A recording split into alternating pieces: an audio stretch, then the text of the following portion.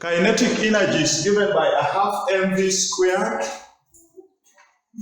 Determine the approximate change in kinetic energy when mass m is increased by 5% and velocity v is reduced by 3%. So we've been told that kinetic energy is given by a half mv squared. We want to use the binomial theorem to determine the change in kinetic energy. So the first thing, when you want the new kinetic energy, you will get the new mass and the new velocity, isn't it?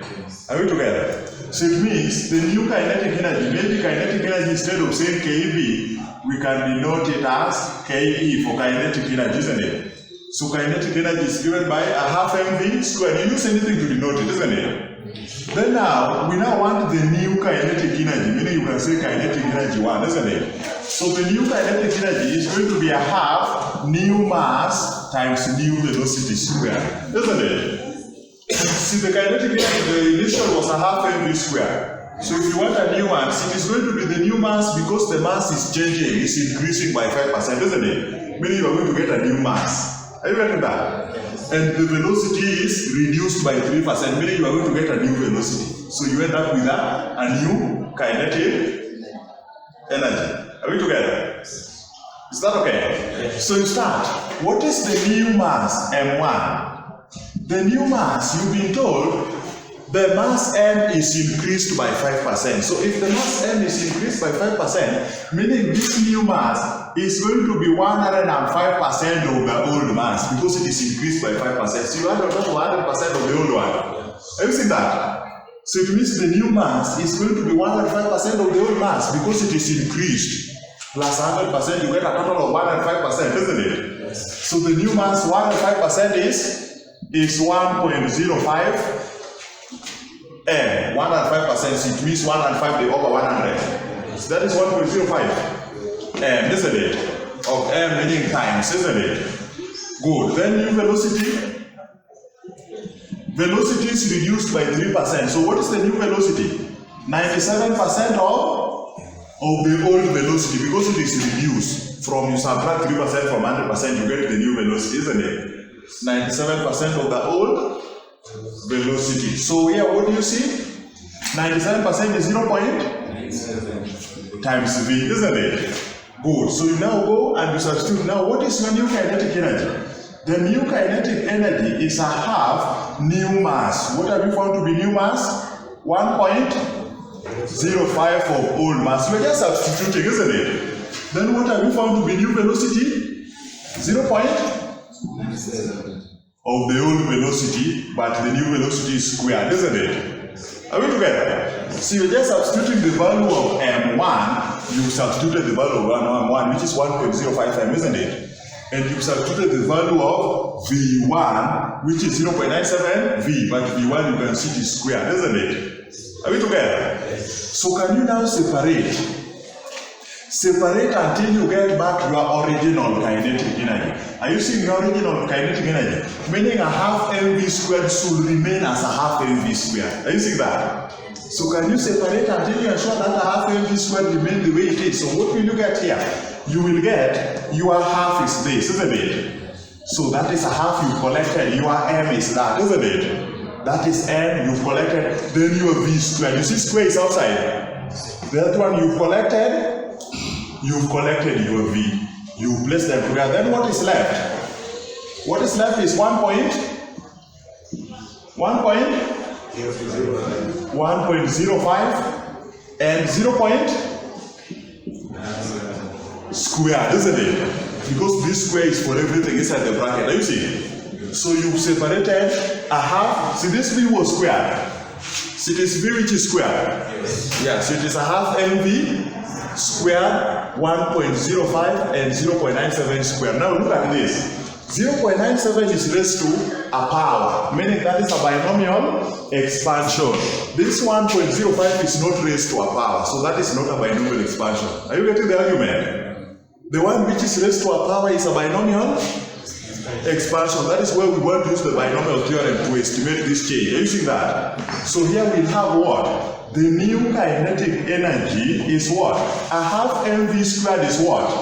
Is the old kinetic energy. See the whole of this bracket, the whole of this is KE, a half mv squared. See, we're substituting.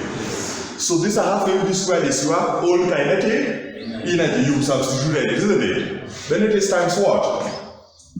1.05. Then it is times what? 0.97 is what? 0.97 is 1 minus 0.03 raised to power 2.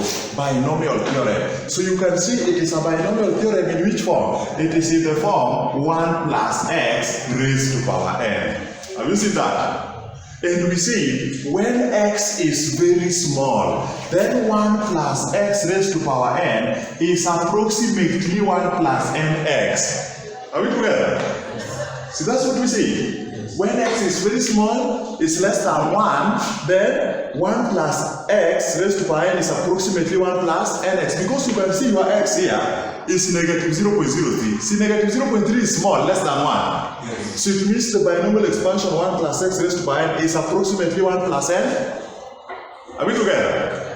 So we are going to use that theorem here. So what do we get here? We have, this is KE, then this time we have 1.05. That is not a binomial problem because it doesn't have a power. Anything with a power is the binomial problem, isn't it?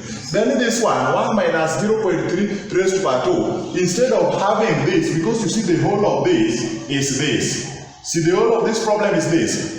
But it is approximately what?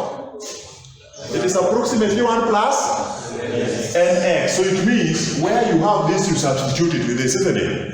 So it is 1 plus nx. What is n? Look here, what is n? N is the power. Are you seeing? See, n is here, n is the power. So you put the value of n there, which is 2. Then what is x? See, x is negative 0.03. So you put it where x is. Because it is n times x, n times x. So it means it is times negative 0.0. Are we together? Yes. Meaning this problem 1 plus x raised to power n, which is 1 plus negative 0.03 raised to power 2. Meaning x is negative 0.03, isn't it? So it can be approximately 1 plus n x. Where there is 1 minus 0.03 squared, we place it 1 plus nx. Is that understood? Yes. Good. Now after that, we've dealt with that. So go to your calculator and start doing it. So we have KE here, then 1.05, then I go 2 times negative 0.03 is n times x, n times x. 2 times negative 0.03 is negative 0.06. Then what do you get? It is KE. Then we have 1.05. Then what is 1 minus negative 0.06? 0.94. 0.94. So can you now tell me the final answer there? 1.05. So we have 1.05 times 0.94. What do you have? 1.05 times 0.94? 0.987. 0.98? That is 0.98. 987 what? 99. 0.987, isn't it? So you get 1.05 times 0.94 is 0.987. Then it is times your KE there, isn't it?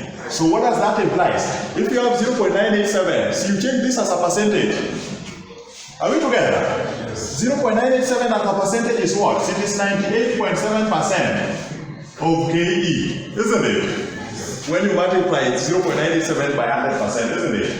You get 98.7%. So you see, 98.7% is less than 100%, isn't it? So if you subtract it from 100%, what do you have? 4? When you subtract 100% minus 98.7%,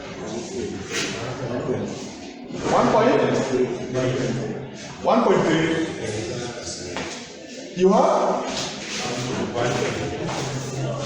1.3. So 1.3 is a decrease because this was less than. So the change in, you were told to determine the approximate change in kinetic energy, meaning kinetic energy reduces by 1.3%. Are you seeing that? Kinetic energy reduces by 1.3%. So we have kinetic energy